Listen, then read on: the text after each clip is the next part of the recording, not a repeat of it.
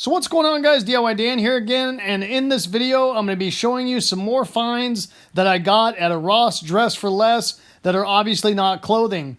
Believe it or not, Ross actually does have a hardware / mechanical section, and believe it or not, you can actually find some pretty decent deals on some pretty good tools there. I'm going to show you what I got and what I paid. So let's get to it. Now, I do feel I need to warn you that Ross is kind of an organized chaos when it comes to tools, and you have to kind of dig around to see what you can find. And the other thing you got to keep in mind that not every Ross store is going to have the same stuff. A lot of the times they do, but a lot of the times they don't. So just because I found these items at Ross, you might go to a Ross in your area and not find anything similar.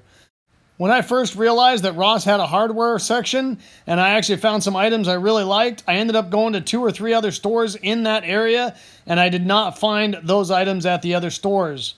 Just wanted to give you a little bit of a heads up as far as that goes, because I've been searching for a couple tools that I found months ago at other Rosses and haven't been able to find those same tools since. So one of the first things I found was this little automotive fuse set. Comes with an organization tray, comes with a little test light and a fuse puller and a lot of fuses. The fuses alone are well worth the $7 that I paid for this kit. And I'm going to throw it in my toy hauler because my Razor, my little Coyote sandrail, and my big long travel car all take these style of fuses, so it'll be a good thing to have. Another thing I found there was these pair of slip joint pliers. The cool thing about these pliers is they're made by Lenox, which is a decent brand, and they also have the push button to lock them in place. This push button comes in very handy on a pair of channel locks, because if you've ever had one of those slip and pinch your fingers between the handles, that absolutely sucks, and it should not happen with this style of channel locks. Right here, I'm leveraging on this piece of pipe, and I'm actually putting quite a bit of weight on that, and it's not slipping at all, so I'm really happy with this pair of channel locks that I found. Another good little find that I had was this little nut driver kit that comes with metric and standard sockets. These come in very handy for a nut driver. And for only $4, I ended up buying as many as I could find. This time I actually bought 4 of them, and I have found a couple of these in the past when I went to Ross before. The reason I bought so many is because I want to put one in each of my vehicles, along with in my Razor and a couple of sand cars. I also found 2 of these stubby little ratcheting screwdrivers, also made by Lenox. The cool part about these is they are ratcheting. My favorite thing to use this type of a ratcheting screwdriver for is actually as a nut driver for hose clamps. I, for one, can't stand using a flathead screwdriver on a hose clamp. All I do is slip off. It takes forever. It's a pain in the ass. And this makes that a lot easier and a lot faster. This ratcheting screwdriver also holds a couple of different bits in the handle itself. You just unscrew that handle, put your tip in, and then screw it back together. Another very cool tool that I found at a Ross, and I actually found 2 of them, was this Lenox 24-inch pipe wrench. It is a cast iron pipe wrench, but for $10, I'm not complaining.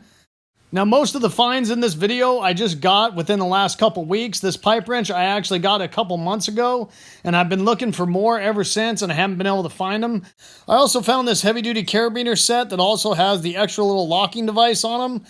5 of these were less than $11, putting them at like $2.25 a piece, give or take a little bit. They are supposedly rated to hold a static weight of 5,600 pounds. I don't know if I'm trusting that, but I'll definitely find a use for them. And for that price, I just had to have them. Another good find was this little sledgehammer. I actually had this in my previous video, but I figured I'd post it again because I got another one to put in another one of my vehicles. I've actually been using this sledgehammer from the previous buy, and it's actually done pretty well, so I figured I'd get another one. Another thing I found in Ross that's always a good idea to have in each one of your vehicles is these warning triangles to put out in case you break down or you get in an accident and your vehicle is in the middle of the road for whatever reason. You put these out a distance away from your vehicle to warn people that you are broke down in the road. They also had these cones which were collapsible, which made them easy to store, and if you need them, you just open them up and pull the top out and it becomes a reflective cone. I don't remember exactly how much I paid for the triangles or the cones because it's been so long, and I've been looking for more and I just haven't been able to find any, but it was definitely worth having for a roadside emergency because it wasn't that much cash. Now, I did save the best for last, guys, as far as what I purchased and what I thought. I found a pair of these heavy-duty 48-inch bar clamps. These were actually made by Irwin, and they were right around $25 a piece. A 48-inch bar clamp like this is going to run you $50 plus, so they were basically half price. I did find 2 of them at the store and I bought them both. So this cabinet that I'm putting this clamp on is about 39 inches wide. You spread it out to the length you want and then tighten the handle to lock it in place.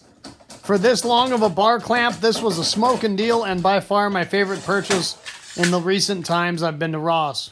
So that's going to wrap it up for this video, guys. Hopefully you guys enjoyed it and it gave you some good information. If so, make sure you hit that like button and subscribe to my channel if you haven't already. I'd really appreciate it. The whole concept of my channel is to give you guys the most information in the least amount of time as possible so I don't waste your time. I hope to see you next time. Have a good one. Later.